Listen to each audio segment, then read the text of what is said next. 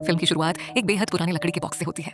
एक ऐसा बॉक्स जिसके अंदर कुछ हिल रहा है। उसके अंदर आखिर क्या है ये दिखाई नहीं देता, लेकिन उसकी मौजूदगी ही इतनी डरावनी है कि उसे देखकर एक औरत बुरी तरह घबरा जाती है। इसलिए वो उसे तोड़ने का फैसला करती है। ऐसा लगता है जैसे बॉक्स के अंदर कोई चीज जिंदा है और वो बाहर निकलने के लिए बेचैन हो रही है।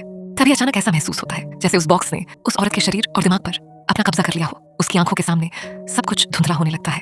अगले ही पल उसके पैर जमीन से ऊपर उठ जाते हैं और कोई अदृश्य ताकत उसे हवा में उठा लेती है। उसके शरीर पर अब उसका काबू नहीं रहता। वो जोर से दीवार से टकरा जाती है। वो औरत बुरी तरह तड़पती है, लेकिन उस अनदेखी ताकत के सामने उसकी एक नहीं चलती और वो बेहोश हो जाती है।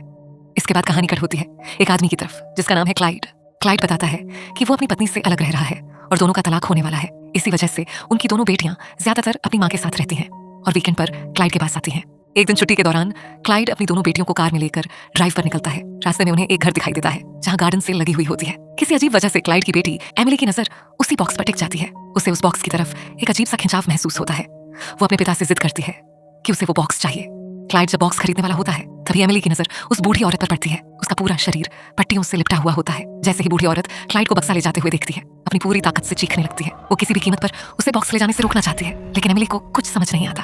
बूढ़ी औरत की चीखें सुनकर वो बहुत ही डर जाती है और जल्दी से अपने पिता की कार में बैठ जाती है। घर पहुंचने के बाद एमिली बॉक्स खोलने की कोशिश करती है, लेकिन बॉक्स किसी भी तरह नहीं खुलता। क्लाइड भी पूरी ताकत लगा देता है, लेकिन वो भी उसे खोल नहीं पाता।